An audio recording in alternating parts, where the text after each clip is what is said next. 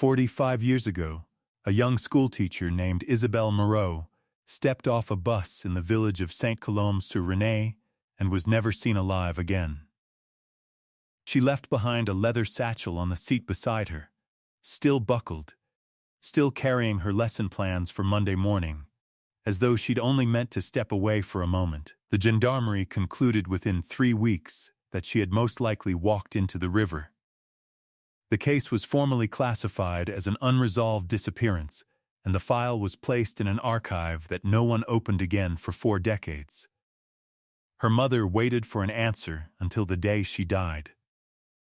Her students, who had been 12 years old in the autumn of 1979, raised their own children in a world that never explained what happened to Mademoiselle Moreau. Then, in 2024, a retired detective named Henri Lacombe, 71 years old and living alone in Lyon with nothing but time and a conscience he could not quiet, decided he was going to find out. He was not asked. He had no badge.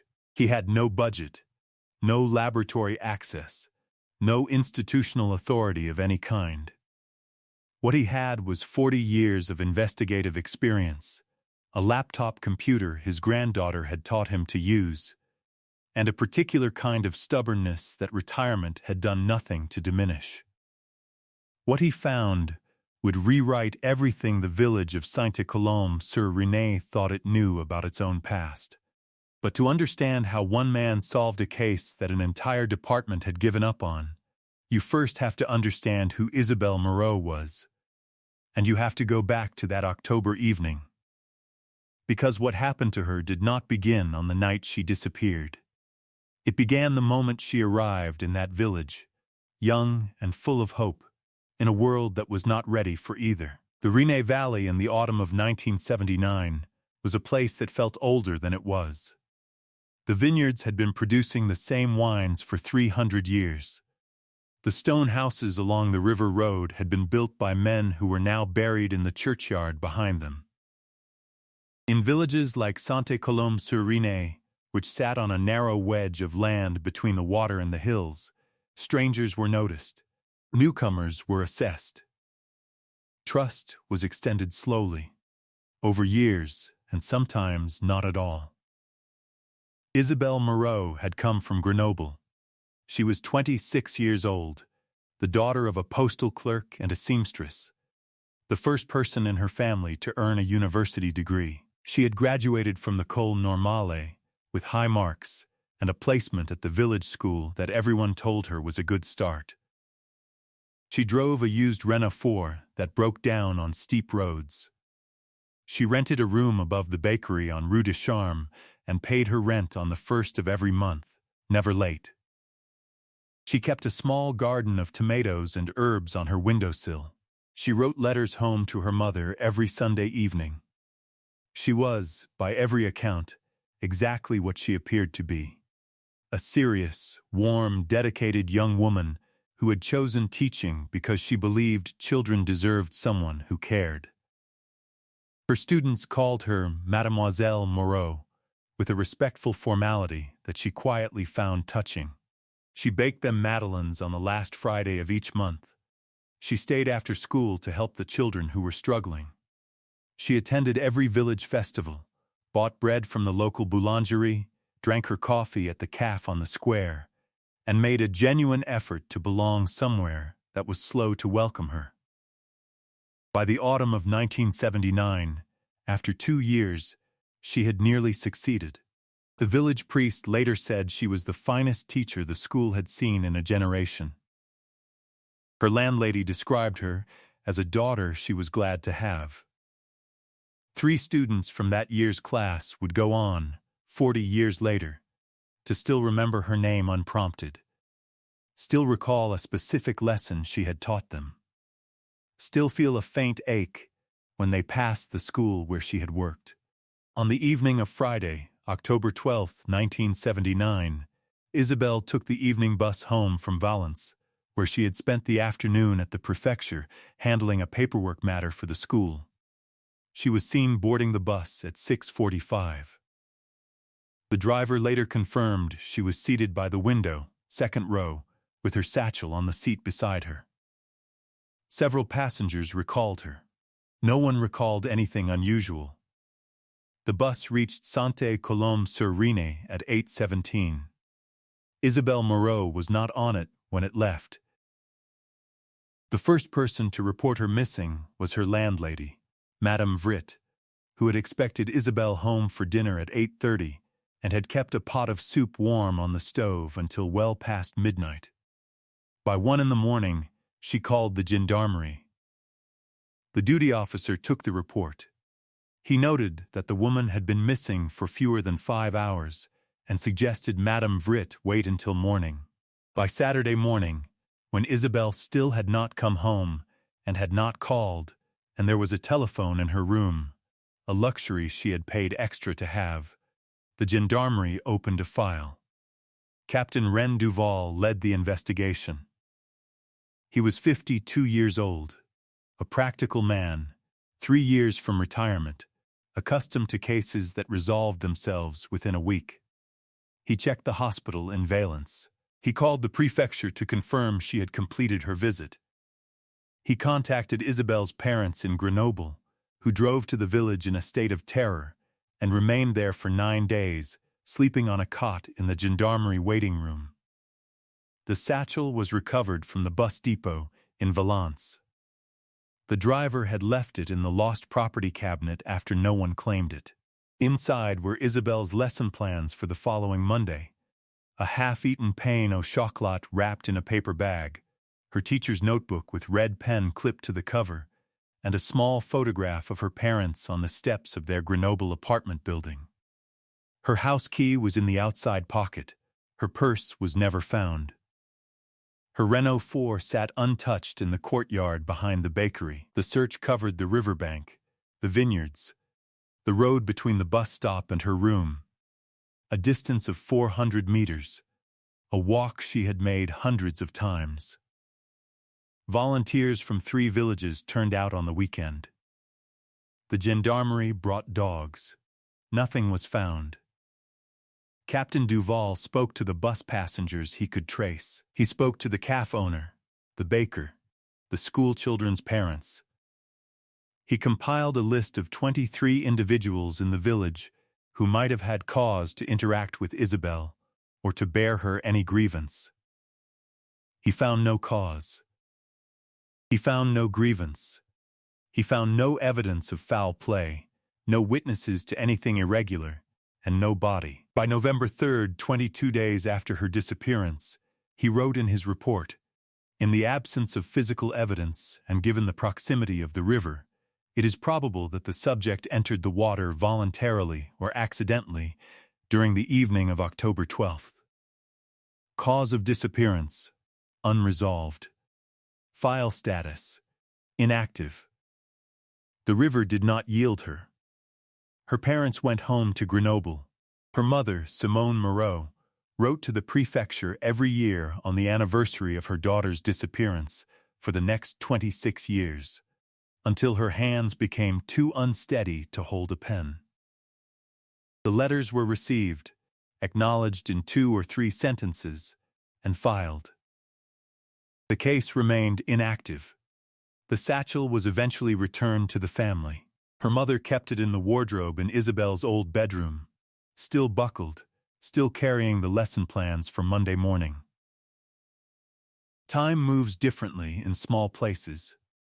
In Sainte-Colombe-sur-Rene, people kept the memory of Isabelle Moreau the way they kept old photographs, present, carefully preserved, and slowly fading at the edges. By 1989, a decade on, the school had been renamed and expanded.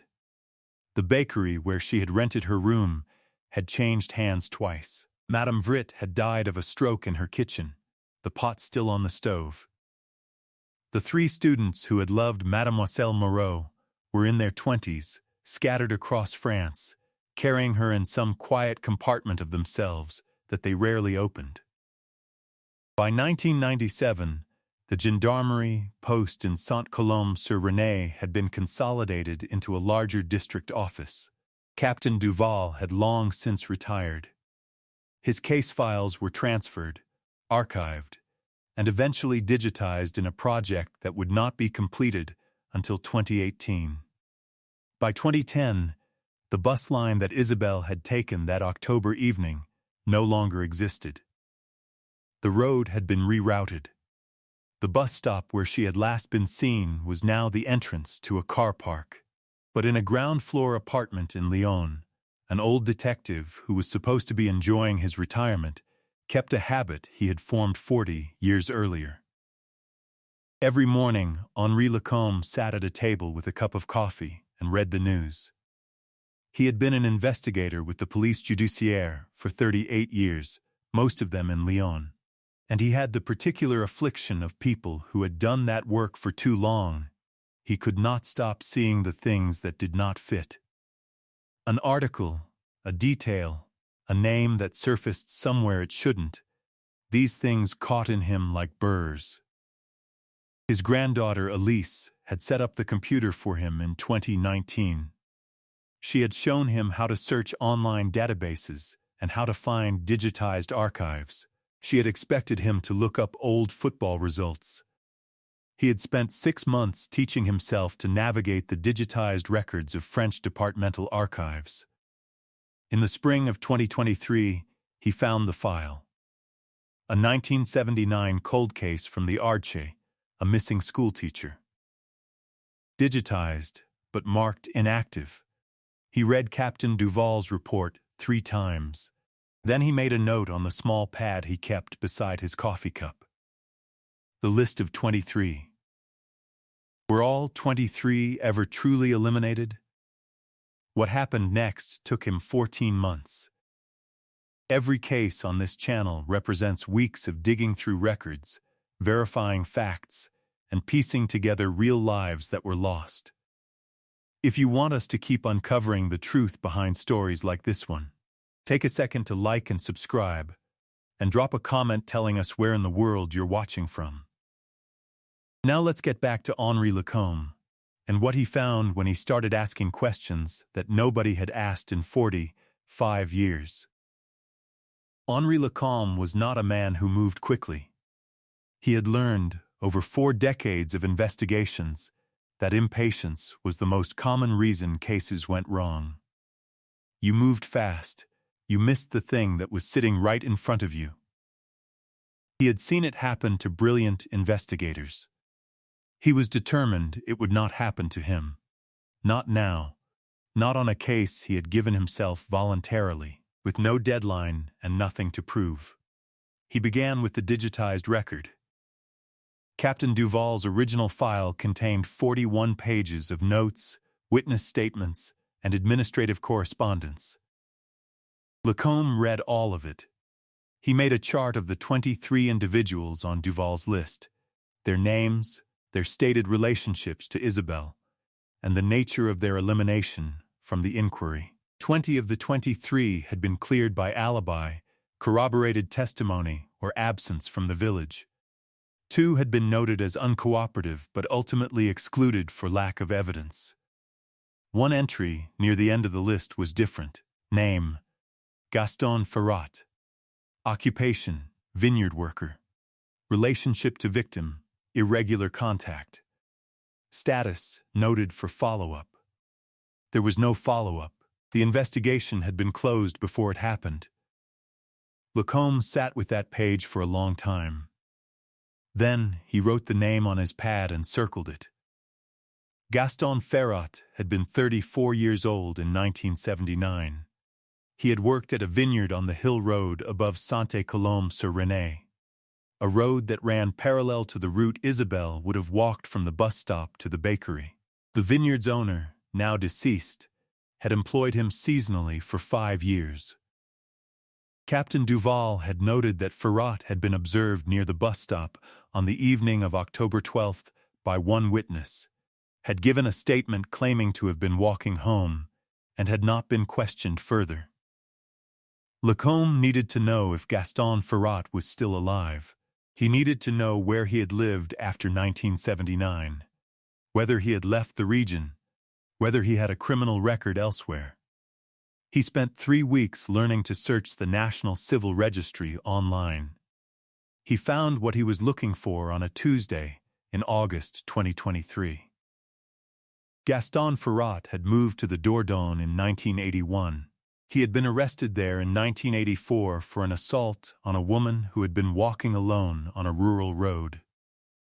The case had been prosecuted, and Ferrat had served 18 months. He had moved again in 1987 to the Lot. He had died in 2019 at 73 in a care home outside Figeac.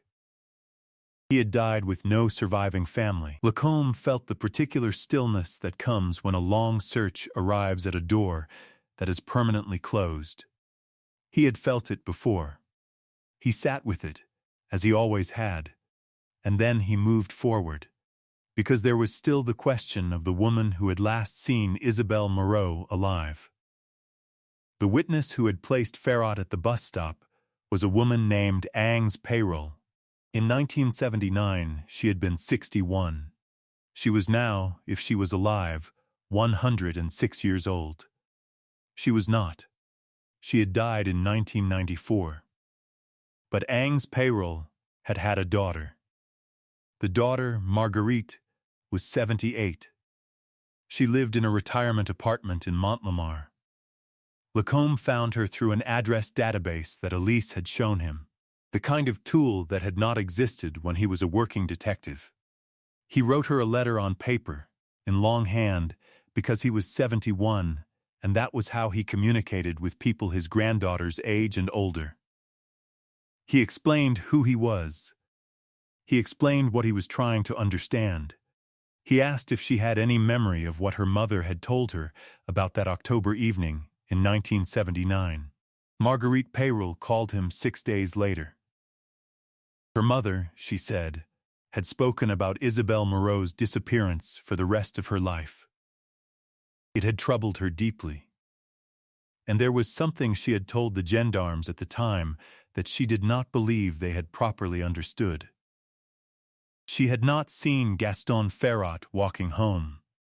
She had seen him standing still, watching the bus stop from the shadow of the vineyard wall, standing there as though he was waiting for something or someone to arrive. Lacombe took what he had to the police judiciaire in Lyon. He was not there to make accusations. Gaston Ferrat was dead, and the dead cannot be charged. What he was there for was simpler and, in some ways, more important. He presented his documentation to a senior officer named Inspecteur Claire Masson, 39 years old, head of cold case review for the Rennes district. He laid out his chart. He described his methodology. He explained the gap in the original investigation, the follow-up that never happened, the witness statement that had never been fully explored, the 1984 assault conviction in the Dordogne that had never been connected to an open missing persons file in the Archive, because in 1984 there was no computerized cross-referencing system to connect them. Inspecteur Masson read his documentation in silence. She asked several careful questions. Then, she opened a new file. Within 3 weeks, the police judiciaire had applied to the Dordogne court for the records from the 1984 prosecution. Within 6 weeks, they had located biological material from that case, a sample collected at the time of arrest and preserved in an evidence archive that had survived 3 decades of moves and consolidations through sheer administrative inertia. Within 9 weeks, that material had been submitted for forensic genealogy analysis. The science is precise, even across 40 years. Genetic genealogy works by constructing a family tree backward from a DNA sample, tracing relatives through public and private ancestry databases, matching genetic markers, narrowing the field of possible identities until only one name remains. Investigators had used it to solve murders decades cold in the United States and Australia. It had been employed successfully in France in only a handful of cases before this one. It produced a match. Not to Gaston Ferrat, who was dead and whose DNA was already in the system from his 1984 prosecution. The match was different. Forensic analysis of material recovered from Isabelle Moreau's satchel, the paper bag from the pain au chocolat, preserved in the archive along with the rest of the contents, contained trace biological material that had gone unnoticed in 1979 because the technology to detect it had not existed. That material, submitted alongside the Ferrat sample for comparison, produced a familial connection. A nephew. Living in Bordeaux. The nephew was 61 years old, a retired school bus driver, with no criminal record. He was not a suspect.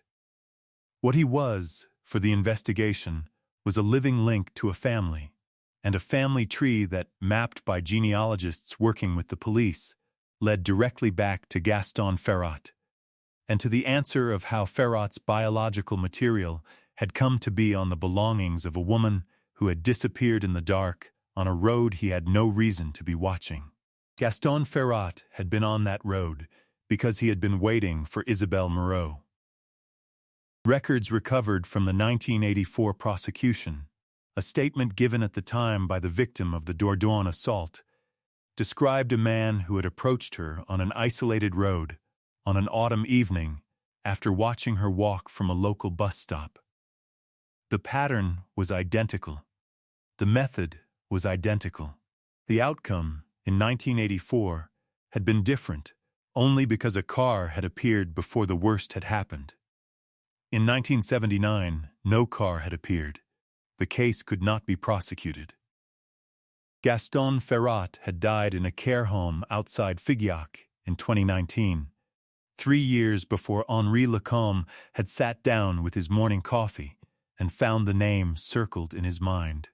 The French justice system formally noted the conclusions of the investigation, added the case to the resolved cold case registry, and issued a statement confirming that the disappearance and probable death of Isabelle Moreau in October 1979 had been definitively attributed to Gaston Ferrat.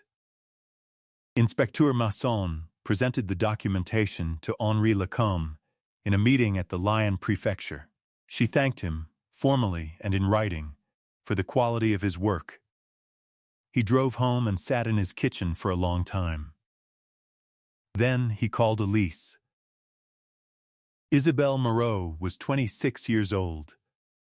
She had baked madeleines for her students on the last Friday of every month. She had kept a small garden on her windowsill. She had written letters to her mother every Sunday evening, and her mother had kept every one of them, tied with string in the wardrobe beside the leather satchel that came home without her. She never got to see her students become adults. She never got to watch them pass what she had given them forward into lives she would never know.